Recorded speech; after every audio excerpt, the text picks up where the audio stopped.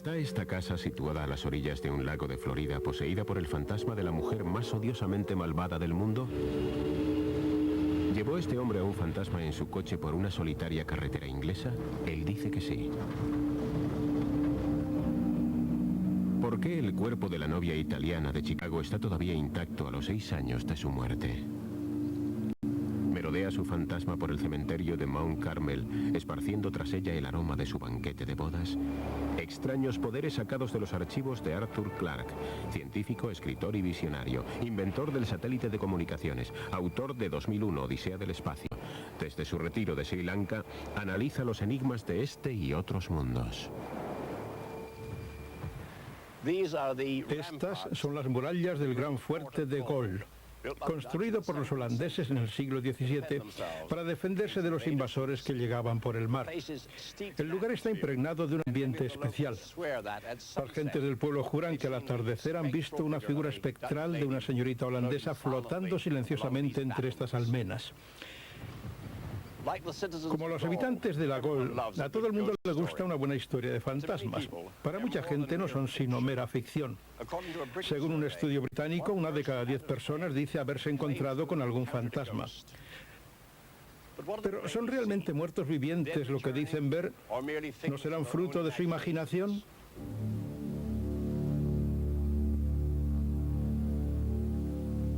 Extraños poderes, por Arthur C. Clarke.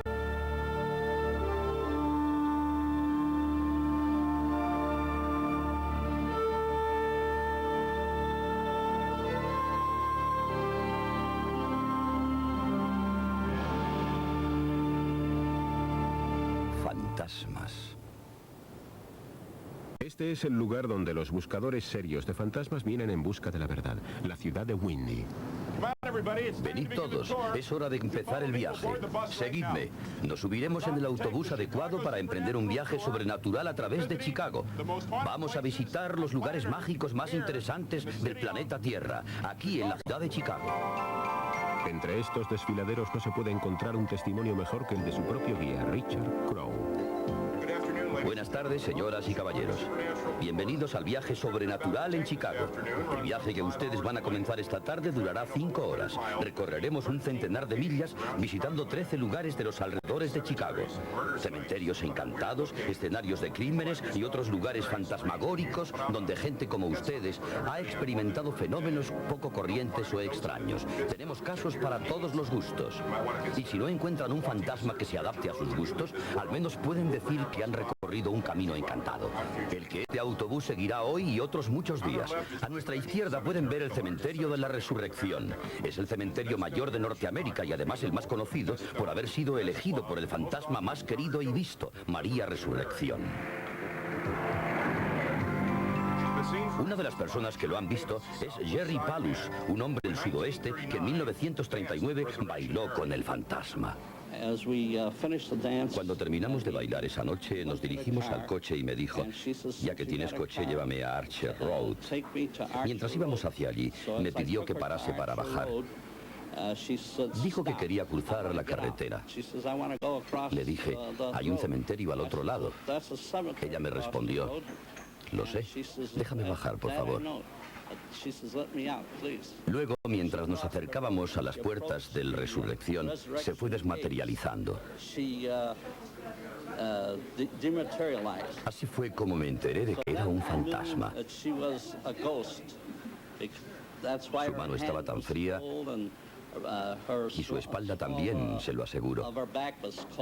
Después de haber trabajado como director de una funeraria y como bombero, sé muy bien de qué hablo. Después ocurrió el caso de Shaun y Jerry Leip. En 1978, mientras pasaba en coche por el cementerio, repentinamente surgió una chica vestida de blanco delante de mí. El coche la atropelló. No hubo impacto ni ruido. Ella siguió corriendo hacia la valla mientras se desvanecía. Vivimos desde hace mucho tiempo en la parte suroeste de Chicago. Conocemos la leyenda del fantasma de María Resurrección. Pero nadie espera toparse con ella en plena noche cuando regresas a casa después de visitar a tu suegra. No sentí nada, no hubo choque ni ruido, nada. No fue como atropellar a una persona. Aquí en el cementerio de Mount Carmel se encuentran las tumbas de algunos famosos mafiosos de Chicago. Si observan a través de la ventana de la derecha, verán dónde descansan los restos del que fuera uno de los más conocidos, Al Capone. Durante su vida se comportó como un buen hijo y ahora está enterrado junto a su madre. Desde la matanza de San Valentín en 1929, Al vivió obsesionado con James Clark, el primer hombre muerto ese día. Se dice que el fantasma de Clark se apareció a Al Capone el resto de su vida.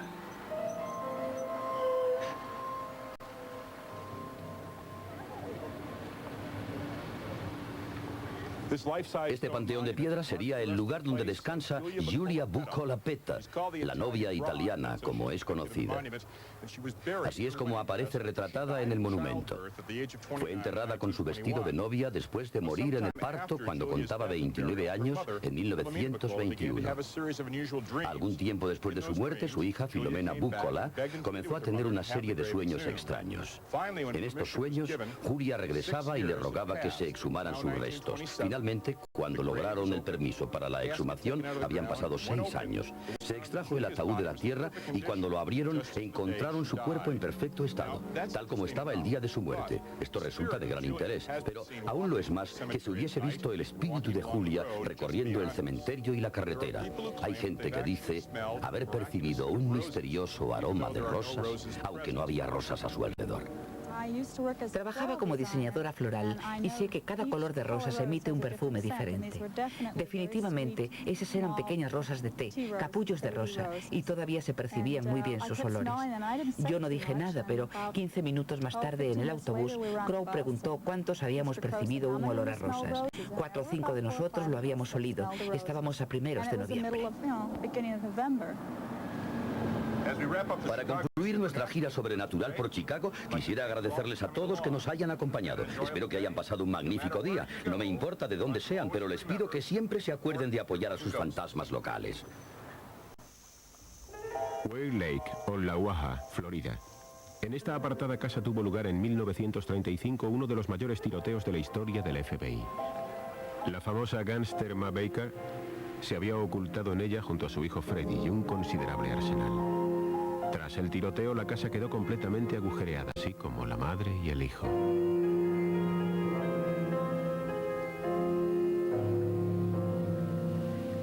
En su interior, la casa estaba totalmente deshecha. Solo la lámpara y el armario se salvaron de las balas de los agentes del FBI. Hoy sigue colgando todavía el mismo portalámparas, pero la siniestra historia de la casa sigue viva por los agujeros de balas de paredes y puertas, recuerdos tétricos de un violento pasado.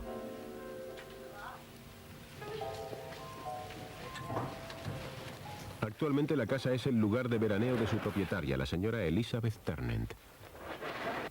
Viene aquí regularmente durante el verano y cuenta cómo advirtió su familia poco después del tiroteo que la casa albergaba algo más que recuerdos. Comenzamos a escuchar ruidos, principalmente durante la noche. Parecía que había alguien caminando en la planta baja cuando nosotros subíamos a descansar.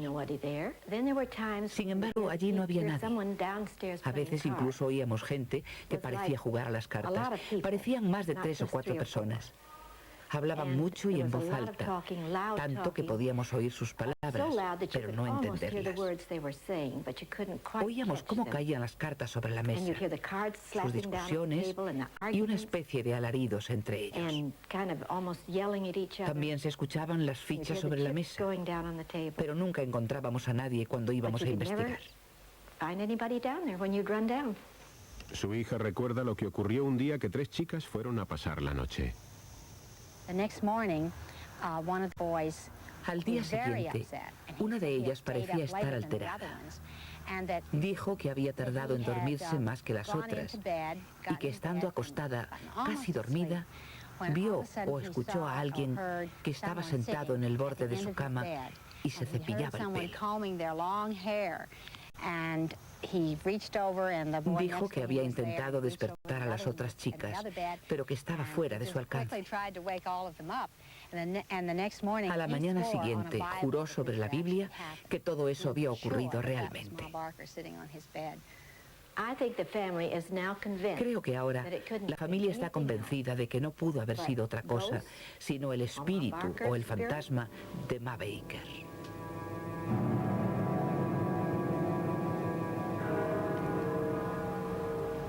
La antigua ciudad de York se vanagloria de ser uno de los lugares más fantasmagóricos de Gran Bretaña. A los pies de la catedral se encuentra el que algunos consideran el edificio más encantado del mundo, la Casa del Tesoro.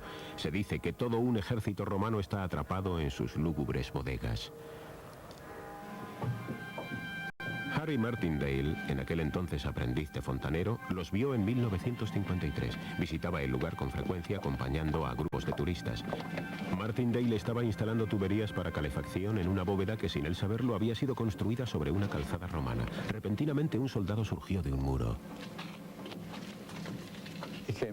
Surgió directamente del muro, cruzó la habitación y atravesó el muro opuesto, por allí.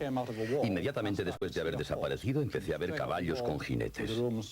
Luego, después de pasar los caballos, apareció una columna completa de soldados romanos. Una de las cosas que me llamó la atención fue que al surgir del muro no podía ver nada por debajo de sus rodillas, hasta que llegaban a un agujero que se había hecho en el centro de la bóveda, aquí. Entonces podía verles dar 1 o 2 pasos sobre la calzada romana. En lo primero que me fijé fue en sus cascos. El casco llegaba hasta la barbilla y de su parte inferior salía mucho pelo. La mayoría de ellos llevaban barba. En la parte de arriba vestían franjas anchas de cuero unidas entre sí formando una especie de chaquetón. En la parte inferior llevaban faldas. Ninguno de ellos miró hacia mí. Eso me alivió bastante. Estos son fantasmas tradicionales porque moran en casas encantadas. ¿Sería posible que algunos lugares pudieran retener imágenes de sucesos pasados y reproducirlas en otro momento como si de un vídeo se tratara?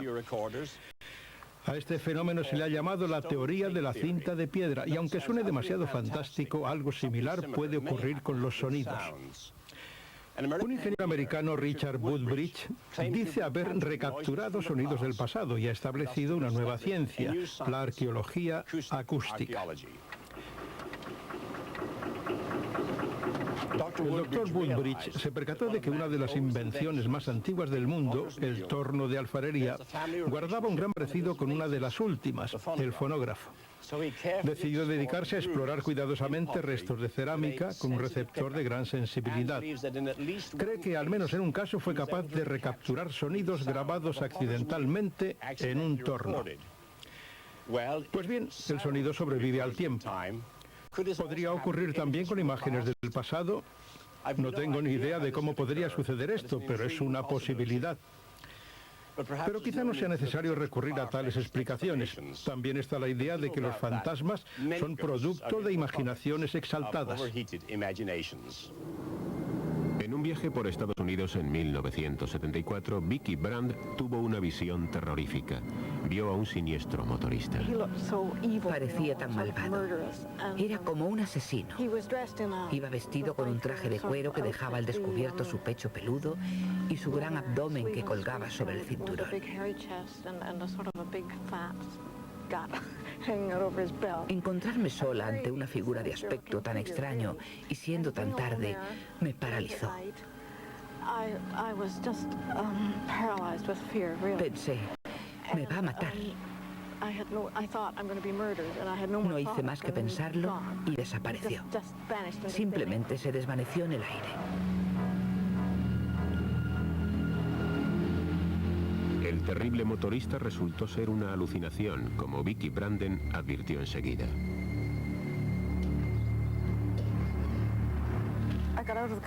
Salí del coche y saqué el perro fuera. Los dos estábamos muy mareados. Casi nos caemos sobre la cuneta. Finalmente decidí regresar al coche y cuando abrí la puerta me di cuenta del origen del problema. El coche olía muy mal. No me había dado cuenta antes porque no había salido fuera. Tan pronto como olí, recordé que había comprado un producto, este aerosol, que debe contener éter o algo similar. Lo había echado sobre el asiento de atrás y su olor se había extendido por todo el interior del coche. El hijo de Vicky, Jeff Branden, de 25 años, había insistido a su madre para que le comprara una moto. A Vicky le daban mucho miedo las motos y le horrorizaba la idea de su hijo. Después, por la influencia de alguno de los componentes del aerosol, su cerebro había imaginado al motorista fantasma. Cuando inhalas un producto fuerte como este, parece como si te anestesiaran. Si además unes a esto el funcionamiento de tu cerebro, el tema de las apariciones se convierte en algo muy poco real. Lo único que ocurre es una proyección de tu imaginación sobre tu propia mente. Unos ruidos extraños dieron a este camposanto su misteriosa reputación. Aquí fueron enterradas las víctimas de un accidente ferroviario en 1918. El tren que transportaba el circo Hagen-Bell-Wallace se destrozó a las afueras de Hammond, Indiana. A bordo del tren viajaban artistas y animales, llenaban todas las dependencias, coches, camas y vagones. Fueron embestidos por un tren de carga y 56 personas del espectáculo perecieron. Los trapecistas sobrevivieron, pero un atleta del arco murió junto a payasos, jinetes y acróbatas. Algunos eran conocidos por su nombre de pila. Todos yacen aquí. El gordo Edward Carn necesitó 2 parcelas para su sepultura. Poco después de su enterramiento llegaron informes de sonidos animales fantasmagóricos, rugidos de leones y barritar de elefantes. ¿Existiría un circo fantasma? La policía de Riverside fue advertida. El sargento John O'Rourke investigó el caso durante una patrulla nocturna. Esa noche iluminé las lápidas con mis luces y de repente comencé a oír sonidos animales. Sentí como me sacudía un escalofrío. Di un salto y me dije, Dios mío, es verdad, salen sonidos animales de las tumbas. Yo, un oficial de policía, escuchando eso, no podía ser verdad. Unos instantes después comencé a buscar una explicación racional. Realmente escuché rugidos de animales. ¿Qué era? Tenemos el zoológico de Brookfield, uno de los más grandes de los Estados Unidos, situado a unos 2 kilómetros al sur del cementerio. Cuando las condiciones climáticas son buenas, se pueden captar los rugidos de las fieras desde aquí. Esa noche en concreto se oyeron tigres y leones. Me dije, John, acabas de solucionar un caso sobrenatural. Los ruidos no salían de las tumbas, sino del zoo de Brookfield. Sin embargo, quienes han visto fantasmas los han encontrado tan reales que han cambiado sus vidas para huir de ellos. Silverwood Colliery, Yorkshire.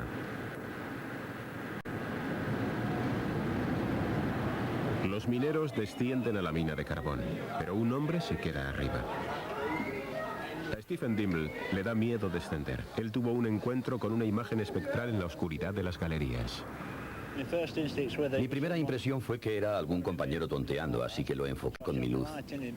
Al iluminar su cara y sus hombros me di cuenta de que no tenía rasgos faciales.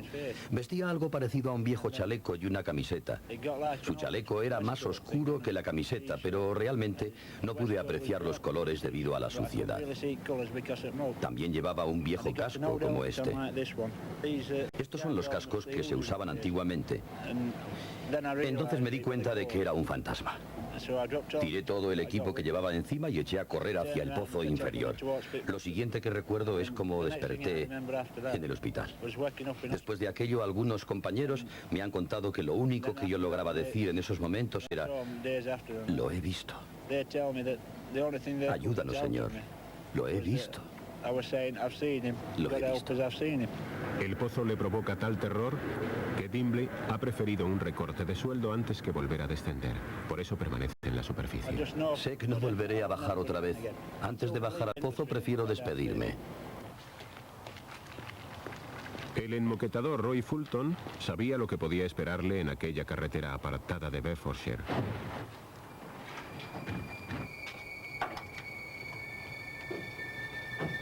Pero nunca volverá a hacer ese viaje por la noche. Regresaba a casa por la carretera desierta de Stanbridge a Tottenham cuando los faros de su furgoneta iluminaron a un autoestopista solitario.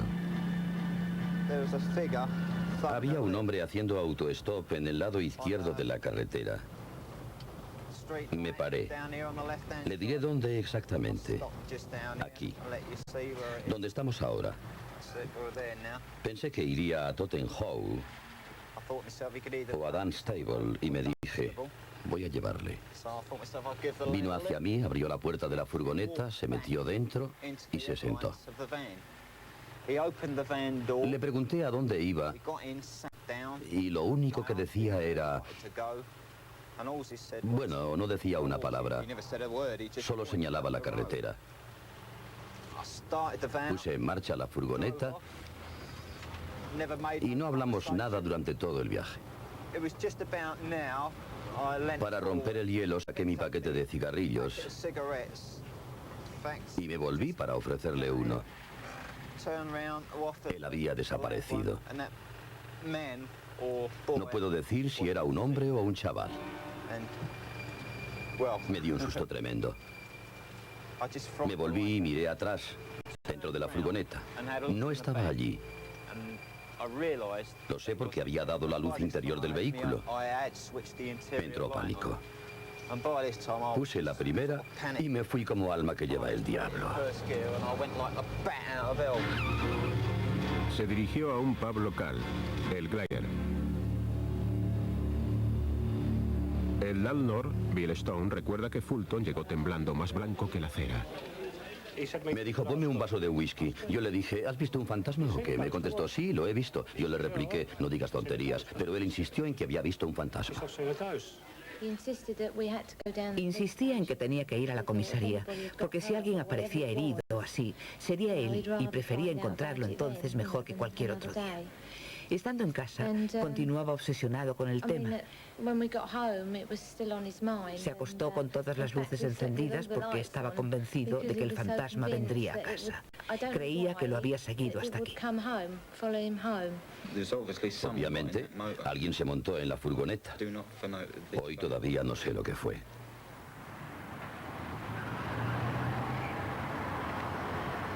La inquilina de una casa del ayuntamiento de Grimsby pasó momentos terroríficos con un fantasma que deambulaba con la cara cubierta con una capucha.